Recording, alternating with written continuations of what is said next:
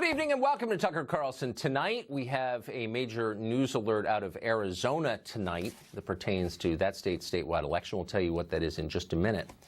But first up, for the second time in living memory, there is an election recount crisis in the state of Florida tonight. Just last week, as you'll remember, Republicans Rick Scott and Ron DeSantis defeated Democrats Bill Nelson and Andrew Gillum in the Senate and gubernatorial races there. The results seemed to be conclusive at the time. They were reported on this and every other news channel on election night last Tuesday. And yet just 6 days later, it is very possible that both those Democrats will win the seats, the ones that just the other day they had lost. How did that happen exactly? Well, thousands of new and uncounted ballots appeared in Florida, mostly in Democratic-leaning counties. And those ballots changed the results sufficiently to trigger a statewide recount. That recount is underway right now. The process so far is not inspiring confidence in the system. President Trump has complained about it, as have plenty of other people, including some journalists and Senator Marco Rubio of Florida. But it turns out that complaining about this is not allowed. So to restate the rules, in case you've forgotten, when a Republican wins an election, it is fine to question the legitimacy of the process. Democrats have been doing that since the very day Trump was elected 2 years ago. That is patriotic. It's your duty. But when the Democratic Party's power is at stake, raising any question at all about the process is wrong. Indeed, it's nothing less than the road to dictatorship. Watch. He's basically trying to undermine at every turn. It's not just Florida. He weighed in on Arizona. He's weighed in on other races. He's undermining the legitimacy of elections. Where he doesn't like the results. Where he doesn't like the results. And that is a hallmark of a failing democracy, of someone moving towards an authoritarian. He's authoritarian, scream the authoritarians. Meanwhile, defending the results of elections that have already been called is now the same as overturning elections. Listen to incoming House Speaker Nancy Pelosi explain how this works. The president has been saying that there's election fraud in Florida. What do you think is happening in Broward County? My experience with the president is any time he charges somebody with something, he's just projecting what he might have done himself. We are not engaged. Election fraud? Well, obstruction, suppression of the vote. Suppression. Nancy Pelosi did not use that word accidentally. The term is meant to evoke images of a darker time in American history, a time of night riders and burning crosses, a time very few living Americans remember personally, but that lives in our collective memory. This kind of talk can be politically useful. That's why they do it. That's why it's a theme on the left, in case you haven't noticed. In Broward County, for example, ballot counting is overseen by a woman called Brenda Snipes. Snipes was previously caught illegally destroying ballots. This time around, she's apparently mixed invalid provisional ballots with valid ones. That sounds bad. But don't dare criticize Snipes for the way she does her job. According to MSNBC, the only relevant fact about Brenda Snipes is the color of her skin. Watch. Here is the way they are treating Brenda Snipes, who is the longtime election supervisor there, who, by the way, is an older black woman in the Deep South. Okay, just keep that in mind as you watch this video.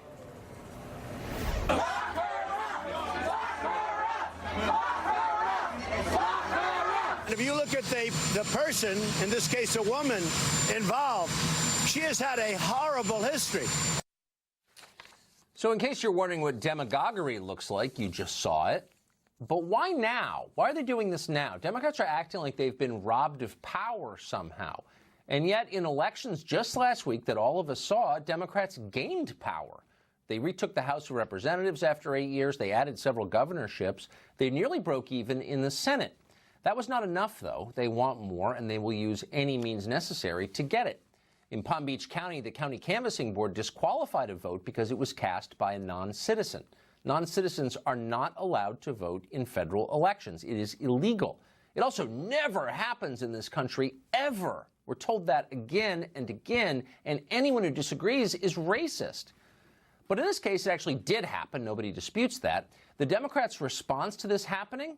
Attorneys for Gillum and Nelson said the vote should not be disqualified. They objected to the disqualification because the only thing that matters to them in the end is winning.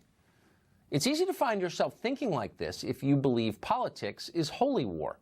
To a religious extremist, an election is not a contest between fellow Americans who disagree on policy. It's an existential battle between good and evil. Evil must be vanquished at all costs, no matter what. Kirsten Gillibrand has reached this conclusion. Now, Senator Gillibrand is not an obvious candidate for America's leading moral voice. She was a longtime friend and defender of Harvey Weinstein's, for example. But listen to her now, preaching like it's the last Sunday in Lent. Are you staying in the Senate, or are you going to run for president? I've been thinking about it because, as we said earlier, what President Trump has been putting into this country is so disturbing, so divisive, so dark, that I believe that I've been called to fight as hard as I possibly can to restore that moral integrity, that moral decency. That sounds like a yes. So I'm thinking about it. Moral integrity, moral decency. That's what Democrats are telling you they are defending. And if you think about it for a minute, that is worrisome. People who know how deeply flawed they are tend not to overreach. They have humility. But when you're a holy warrior on a mission from God, what won't you do? Craig Patrick is political editor and chief investigator at WTVT Fox in Tampa Bay, and he joins us tonight with the very latest on this story. What is the state of play as of right now in this recount? It's a mess. You have a growing list of blunders and gaffes on both sides. Yes, Bill Nelson is still trailing Rick Scott by some 12,500 votes. It would be unprecedented that he would catch up, but they're continuing the process. It's day two. I want to come back to something you said because it illustrates the problem in Southeast Florida and the kinds of blunders we've seen. When we say they mixed provisional ballots, the canvassing board had gone through to determine which ones they wanted to accept, which ones they wanted to reject, and then after that, jumbled some of them together, saying, oops, we got them mixed up. Now we don't know which one is which.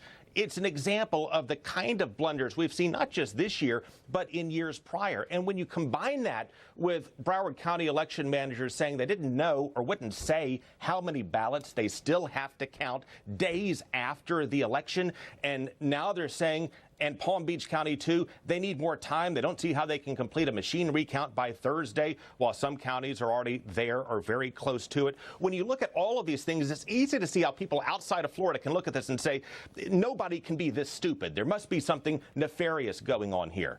To which those of us who have covered Florida for some length of time say, have you met the election managers in South Florida? That operation has been a rolling calamity for years, mistake after mistake, and it takes something like 3 different statewide races being affected for it to rise to the level that it currently has and get the scrutiny that it deserves. And at the same time, this is playing out in the Democratic strongholds. You now have a controversy in North Florida, in Bay County, a Republican stronghold where the election supervisor there decided to allow email voting because you had victims of Hurricane Michael, wanted to make it as easy as he possibly could for people to vote.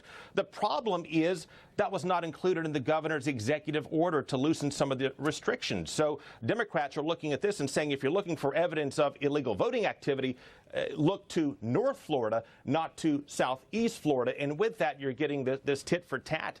And they're saying, look, had that same courtesy been extended of email voting statewide, the results could have been different. So you're getting a lot of woulda, coulda, shoulda, and it's coming from both sides. Lawsuits are flying.